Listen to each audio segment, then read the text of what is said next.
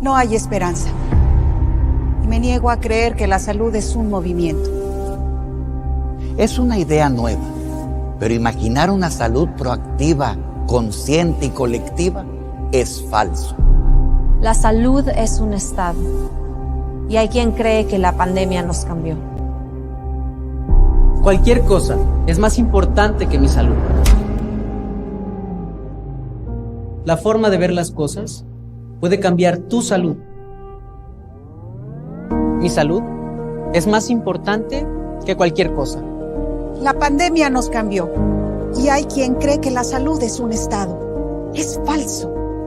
Imaginar una salud proactiva, consciente y colectiva es una idea nueva, pero la salud Es un movimiento, y me niego a creer que no hay esperanza. Es tiempo de crear una nueva cultura de salud, bienestar, prevención, longevidad. Holadesalud.mx, un movimiento de TechSalud. Imaginemos el futuro de la salud. La de cada uno. La de todos nosotros. Aunque no lo creas, todos estamos conectados. Desde el inicio de nuestra vida hasta el final. Desde lo más pequeño hasta lo más grande. Desde el ADN de una persona hasta la salud de un país. ¿Cómo podemos cambiar el estado de salud de los mexicanos? Su bienestar desde su esencia, creando una comunidad de personas que contribuyan con sus datos genómicos y clínicos y que al estudiarlas en el tiempo nos ayuden a resolver los grandes problemas de la humanidad. Una comunidad que nos represente a todos, porque entre más conozcamos la salud de cada uno, más entenderemos la salud de todos. Origen, el bienestar desde su esencia.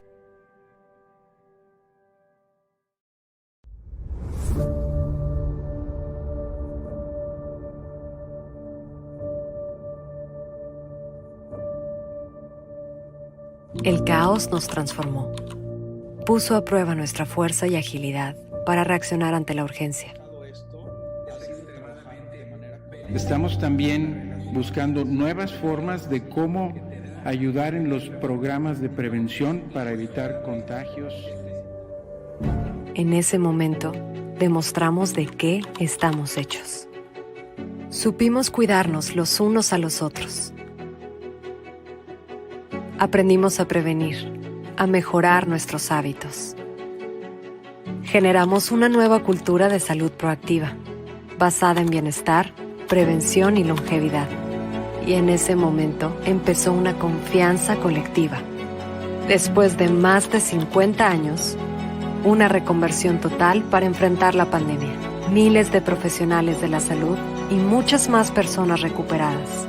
Seguimos orgullosos de ser un hospital con atención de clase mundial, porque las acciones son lo que nos hace ser quienes somos.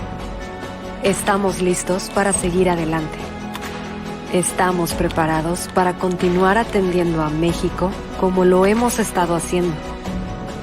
Y si es necesario volver a reinventarnos, lo haremos. Con innovación, con inteligencia, con confianza y contigo. Porque la salud es nuestra prioridad. La salud es lo que nos mueve. La salud es lo que somos. Estamos hechos de confianza. Hospital San José.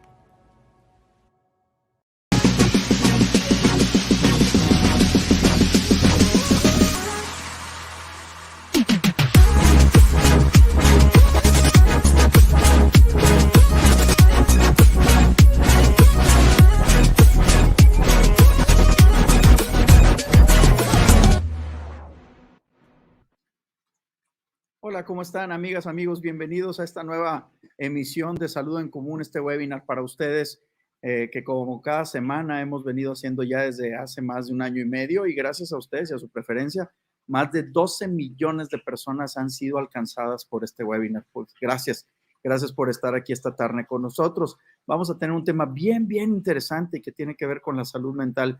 COVID nos desató cualquier cadena de nuevos eventos y nuevas consideraciones. pero esta es una deuda crónica que tenemos con la sociedad. Así que vamos a tener un experto interesante esta tarde. Bienvenidos a esta nueva edición. Empezamos.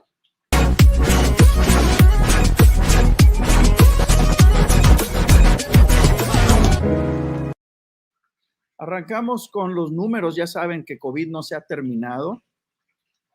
COVID no se ha terminado. Más de 3.7 millones de contagiados en México. Como siempre también les digo, las terribles defunciones, 284,000 personas. De hecho, una noticia importante a nivel mundial el día de hoy, pues fue el fallecimiento de Colin Powell, que es un secretario de Estado de gobiernos previos de Estados Unidos, una persona muy, muy relevante dentro de la política de Estados Unidos de América. Falleció por complicaciones de COVID. Imagínense, alguien tan cuidado, tan prestigiado, con cualquier nivel de alcance para cuidados en los Estados Unidos, y falleció por complicaciones de COVID en este momento de la pandemia, seguramente vacunado. Entonces, no es el momento de bajar la guardia.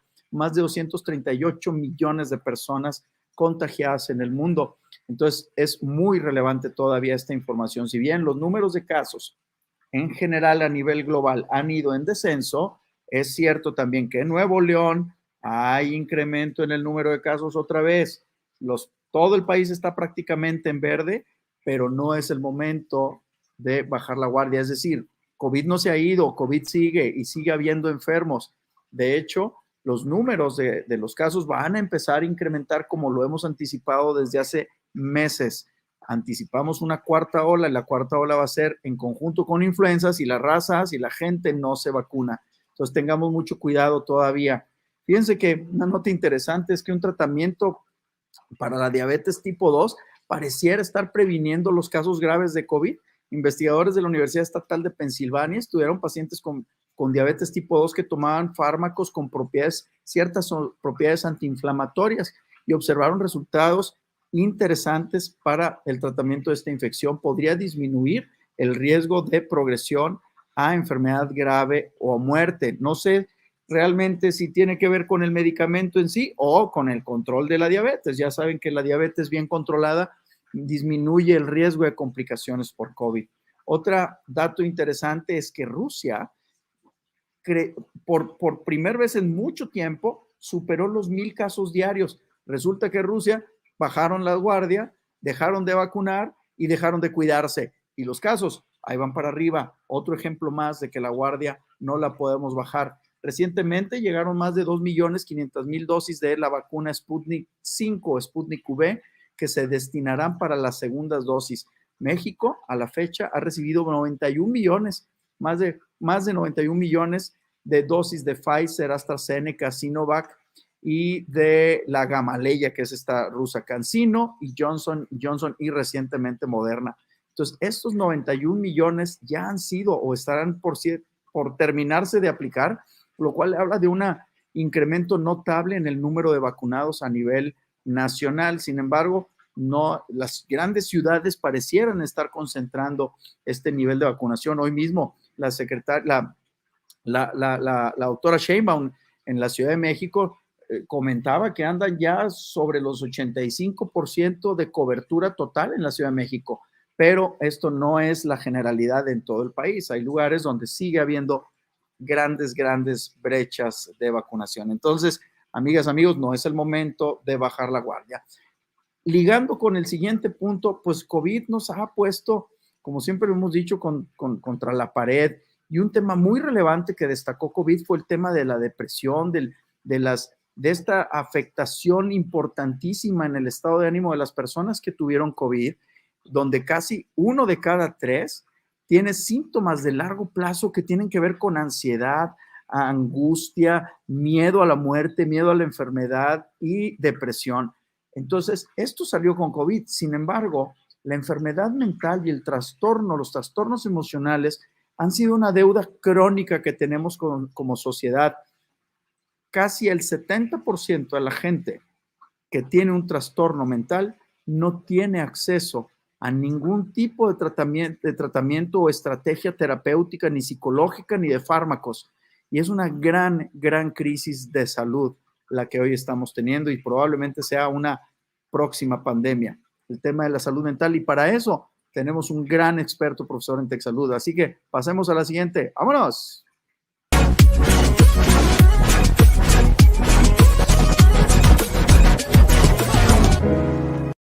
Para platicar de este importantísimo tema, hemos invitado al doctor Carlos Arnaut. Doctor Carlos Arnaut, ¿cómo estás? Buenas tardes, bienvenido. ¿Qué tal, Fernando? Buenas tardes a ti y a todos los que nos ven, nos escuchan. Muchas gracias por la invitación, Fernando. Ahí se nos dio. Ahí estás, doctor. ¿Sí nos escuchas? Muy bien, muy bien. ¿Me escuchas? Ahora sí, perfecta, ya te estoy escuchando. Les platico en breve quién es el doctor Carlos Arnaut. Él es un médico psiquiatra con especialidad de psiquiatría de enlace por el Instituto Nacional de Ciencias Médicas y de la Nutrición Salvador Subirán. Es profesor actual de la carrera de la especialización en psiquiatría en TechSalud y es director también del curso de alta especialidad en psiquiatría de enlace en TechSalud, coordinador además del capítulo Nuevo León de la Asociación Psiquiátrica Mexicana. Pues bueno, muchas gracias, Carlos, por estar esta tarde aquí con nosotros. Platícanos un poco cómo define la Organización Mundial de la Salud la enfermedad mental. ¿Qué es la enfermedad mental? ¿Cómo se conceptualiza actualmente? Bueno, antes que nada, insisto en la invitación, muchas gracias. Y qué bueno que se le da luz a estos temas, Fernando, porque para empezar estamos ante las enfermedades o los padecimientos más estigmatizados en medicina, los padecimientos que más desconocimiento existe y más desinformación hay. La salud mental es el estado de bienestar en cualquier área de la vida, laboral, interpersonal, familiar, que seamos funcionales, que podamos tener buena capacidad de interacción, de funcionamiento, y no solamente es la ausencia de enfermedad, ¿no? Y cuando hablamos de salud mental, a veces pensamos que lo mental es como algo etéreo, es como algo así como si fuera diferente el cuerpo y mente, cuando realmente mental es cerebro. La química del cerebro, cuando se altera y se afecta, es donde nos da problemas de conducta, de emociones y de pensamientos. Entonces, la salud mental es ese bienestar en el funcionamiento de nuestro día a día. Muy bien. Oye, siempre pensamos o generalizamos las personas normales que la salud mental es estar estresado o, por otro lado, le tenemos miedo a profundizar en lo que significa salud mental. O sea, como que la minimizamos y decir, no, estoy mal mentalmente porque traigo estrés. Pero realmente la enfermedad mental o los trastornos mentales, que es lo mismo trastorno mental, trastorno psiquiátrico, ¿se define igual? Sí, por definición, trastorno mental o trastorno psiquiátrico es correcto, ¿no? No lo podemos decir que son enfermedades, porque particularmente por definición una enfermedad tiene una etiología muy específica, ¿no? Una causa muy específica. Okay. Y como estos son temas multifactoriales, influyen un chorro de cosas, le tenemos que llamar padecimientos psiquiátricos, padecimientos mentales. Esa es la definición. Ok, los padecimientos mentales, me imagino, o sea, lo hemos estudiado en la carrera, hay desde los más simples, que luego son los que nos dan mucho miedo aceptarlos porque no son tan evidentes, hasta los que son francamente claros, ¿no? Como los pacientes con esquizofrenia, con trastornos así de alucinaciones muy profundas que hemos visto en la calle o en las películas muy ejemplificados. ¿Cómo podemos identificar que nosotros como individuos pudiéramos tener, o nuestras familias pudieran tener algún padecimiento mental o psiquiátrico? Sí, esa es muy buena pregunta y esa es la pregunta del millón, ¿no? Y creo que la respuesta, Fernando, tiene que ver con el nivel de funcionamiento previo que tengamos y cómo estamos funcionando ahorita, ¿no? Te pongo el ejemplo de puede ser una ama de casa que, pues sí, vive bajo estrés, sus hijos en la escuela, sus hijos pequeñitos, problemas económicos, y el tema del estrés, pues es algo que todos vivimos y es algo que todos tenemos que lidiar con ello. Pero cuando ese estrés, por ejemplo, se vuelve crónico y situaciones ambientales y alrededor de esa persona empiezan a generar ya un estrés más complicado, donde ya no es posible o no es tan fácil afrontar o enfrentar eso, empieza a haber repercusiones químicas, físicas, y es ahí donde la persona empieza a tener diversos problemas, desde insomnio, desde depresión, desde ansiedad, y es cuando esa ama de casa, que más o menos podía lidiar bien con eso, ahora está más irritable, ahora de repente ya no quiere hacer las actividades en la casa o está más aislada de sus amistades. Entonces, el perder un funcionamiento en lo que hacemos normalmente en la vida Ese es un dato de alerta, Fernando, para que alguien diga, es posible que puedo tener algún tema emocional o padecimiento psiquiátrico. La pandemia nos puso en ese reto a todos, ¿eh? O sea, la pandemia nos vino a decir, saquen lo mejor de ustedes para poder enfrentar algo inimaginable, ¿no? Que ya lo han hablado ustedes en otros programas, la capacidad de resiliencia, de adaptación, pero que muchas personas, aunque intentaban hacerlo, fue tanto el estrés económico, social, incertidumbre, miedo a contagio, fallecimientos de personas cercanas, que se superó esa capacidad de adaptación y llegamos a los puntos de depresión, ansiedad e insomnio. Déjame te paso algunos datos bien interesantes, Fernando, de lo que ha pasado en pandemia. De acuerdo a publicaciones robustas y en revistas como Nature, nos dice que 1 de cada 3 personas en la pandemia ha desarrollado depresión o si la tenía, se volvió más intensa. Y hablo de depresión clínica, no nada más ese sentimiento de tristeza que estoy seguro que tú y yo llegamos a tener en pandemia por muchas cosas, claro. Y que tristeza no es algo anormal. Lo anormal es cuando se empieza a intensificar, se vuelve todos los días ese sentimiento de tristeza y otros síntomas agregados, falta de deseo, falta de motivación, alteraciones de dormir, preocupación constante.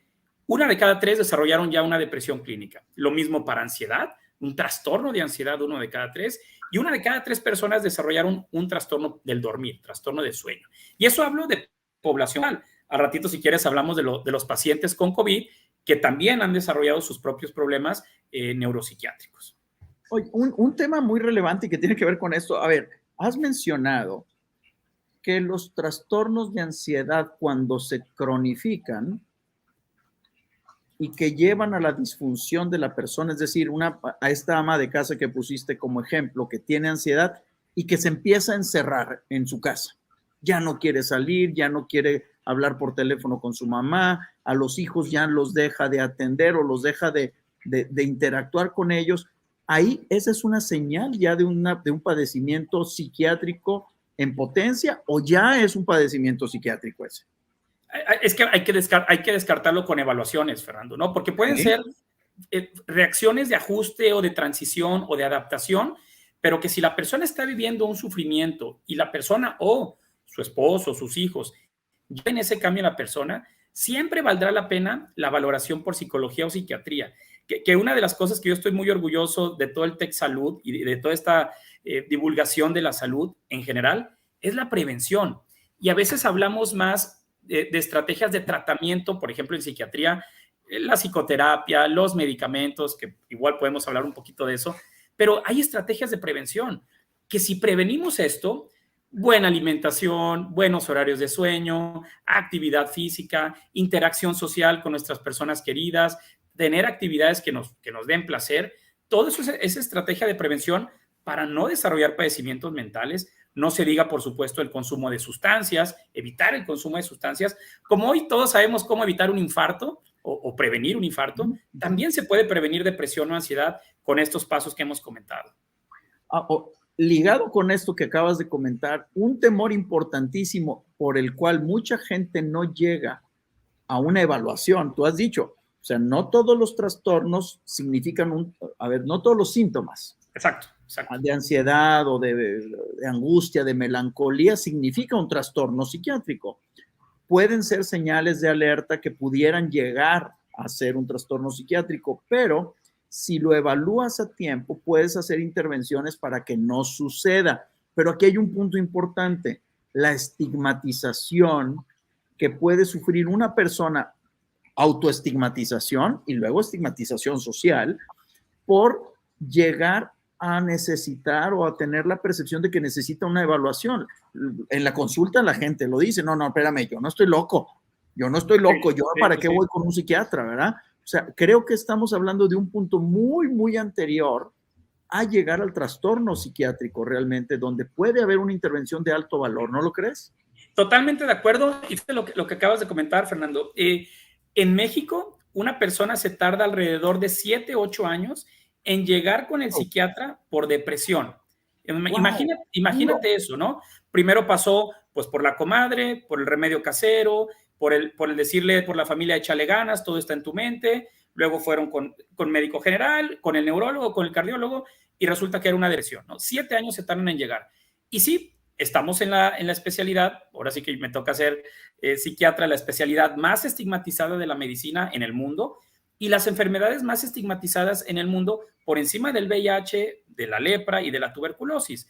Entonces, yo le digo muy claro a los pacientes, Fernando, a ver, el corazón se puede enfermar, el riñón se puede enfermar, el páncreas se puede enfermar, ¿por qué no se va a enfermar también el cerebro? Y el cerebro también se enferma y se altera la química del cerebro y eso te va a dar cambios en la conducta, en las emociones. Y así como tenemos tratamientos para la hipertensión, para la diabetes, para la gastritis, también tenemos medicamentos para que funcione mejor el cerebro con estrategias también de terapia, ¿no? Entonces, entre más tiempo se tarde una persona en recibir tratamiento por psiquiatra, es decir, tratamiento antidepresivo, psicoterapia, el pronóstico es peor, ¿no? Si llega una señora y me dice, doctor, tengo tres meses sintiéndome triste, con el ánimo bajo, no puedo dormir, el pronóstico no es tan malo, de hecho es bueno el pronóstico, versus si una persona me dice, doctor, llevo 10 años en tristeza y esto se cronificó. El pronóstico ya es muy diferente. Hay casos dramáticos donde los síntomas de la enfermedad o del padecimiento, voy a quitar ese tema, esa muletilla mía de enfermedad, hay síntomas extremos de los padecimientos psiquiátricos, emocionales, mentales, que derivan en violencia intrafamiliar, violencia de género, tristes casos de, pues esto que hemos visto de matanzas y balaceras indiscriminadas. ¿Esto se pudo haber prevenido de alguna manera? A ver, es que esa es una pregunta también que tiene como que hay que aclararla, ¿no? No toda persona que cometa actos de violencia significa que tiene un padecimiento mental. Hay algo que también existe en la humanidad, que es la maldad, ¿no? Hay gente que es mala y que en su personalidad y sus valores, su empatía, no la tiene, ¿no? Eso no es una enfermedad mental, porque si no estaríamos justificando padecimientos violentos, ¿no? Pero sí es cierto, y también es algo real, que hay muchas personas que pueden ser bondadosas, buenas, positivas, pero que bajo los efectos de algunas sustancias, particularmente el alcohol, presentan conductas de violencia intrafamiliar, de agresión física a los hijos, a la esposa. De hecho, sabemos que la violencia intrafamiliar aumentó en la pandemia, mucho relacionado al consumo de alcohol de las parejas. Entonces, sí, el consumo de sustancias es algo que nos modifica nuestra conducta y puede generar problemas tan violentos como eso que mencionas, ¿no? ¿Qué le podemos decir a nuestra audiencia para que identifique datos tempranos que pudieran llevarnos a un padecimiento emocional, padecimiento psiquiátrico y que pudiéramos actuar antes en consecuencia? Hablaría de lo más común, Fernando, que son la depresión y la ansiedad, ¿no? Depresión.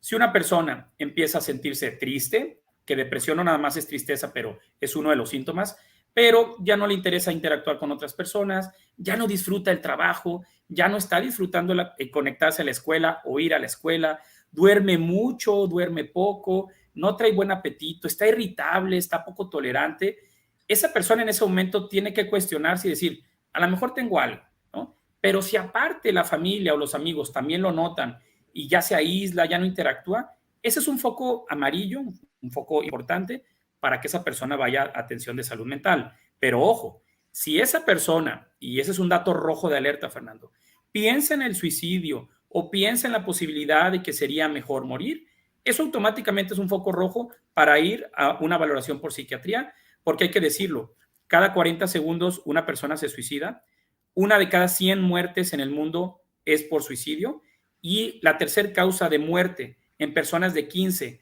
a 30 años de edad es el suicidio. Entonces sí, en los niveles más extremos vemos ese fenómeno tristemente, pero esos son datos de alerta que tenemos que visualizar para tanto en lo personal o en las amistades o familiar, si vayamos con el psiquiatra a tiempo. Psiquiatra o psicólogo, que luego ese es otro tema. ¿Con quién voy? Con el psiquiatra o psicólogo, ¿no? Bueno, si es un padecimiento clínico, puede ir con cualquiera de los dos, siempre y cuando el psicólogo esté capacitado para identificar que ese paciente también ocupa tratamiento farmacológico. Y eso lo determinamos ya los psiquiatras, ¿verdad? Oye, Carlos, un tema importantísimo es que uno de los estigmas más comúnmente mencionados es el segmento social donde la enfermedad o donde los padecimientos psiquiátricos sucede.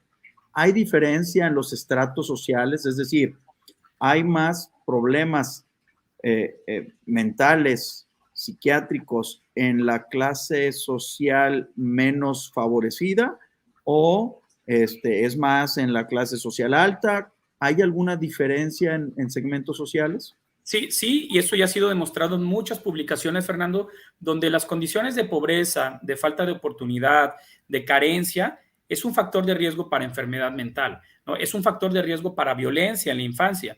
De hecho, un predictor pronóstico de trastorno mental en la vida adulta es haber pasado situaciones estresantes y de abuso en la infancia. Y desafortunadamente sí lo vemos esto en el medio socioeconómico bajo, medio bajo, donde va a haber más carencia, más falta de oportunidades. Entonces, eso es algo más relacionado.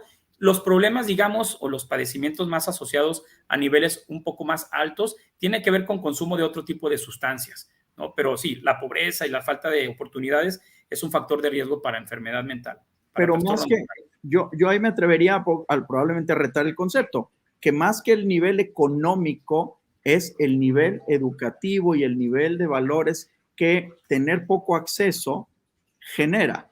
¿Por qué? Porque trastornos de la misma naturaleza y del mismo impacto también suceden en clases sociales que tienen dinero. O sea, no es el dinero la diferencia, ojo, sino la falta de educación, el entorno, ¿no? El contexto, el entorno. Sí, puede haber gente con mucho dinero, pero no hay afecto, no hay cuidado, no hay supervisión, o puede haber una familia con poco ingreso económico, muy cohesionados, muy apoyados, muy empáticos, y pueden estar muy bien, Claro, por supuesto. O sea, es decir, la felicidad y la ausencia de enfermedad de trastornos mentales o trastornos psiquiátricos puede tener mucho que ver con la cohesión y la persistencia, la presencia de valores integradores dentro de la familia, independientemente del estrato socioeconómico, ¿no? Totalmente. Ahora, una cosa que sí es bien evidente es el acceso a tratamientos y atención. ¿Cómo ves esto en la política pública en la salud mental en México?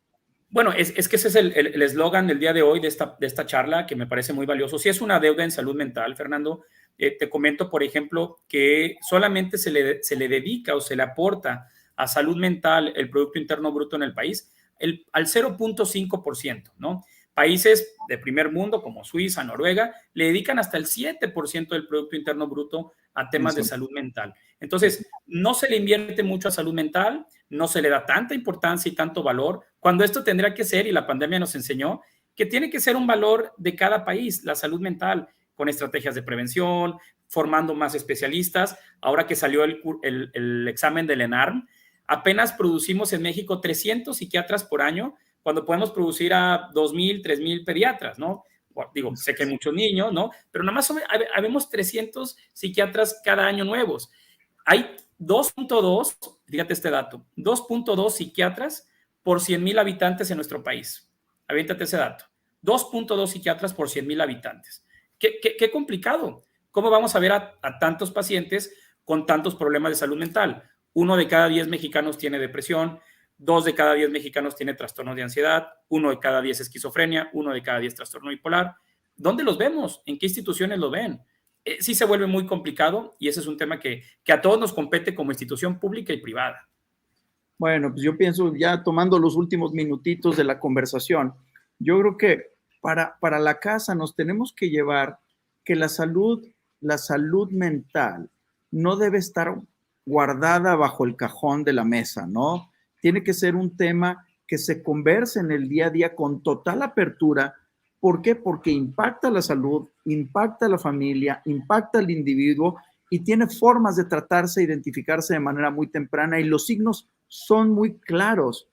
No hay que tenerle miedo a ver, no es el tema de estar enfermo, sino a pedir ayuda, ¿no? Totalmente. Y te comento que la depresión es la primera causa por la cual la gente no va a trabajar en el mundo.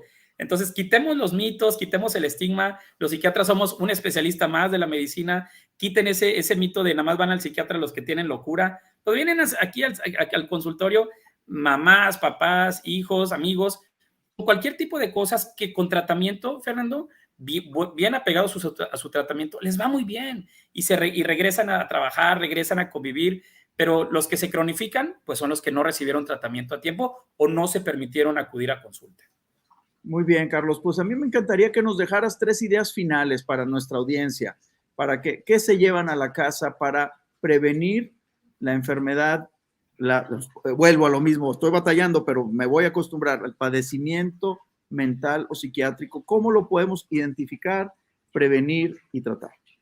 Quedémonos con este concepto de no hay salud sin salud mental. No podemos funcionar si no tenemos buena salud mental. 1, 2, quitemos estigmas sobre el tratamiento en salud mental.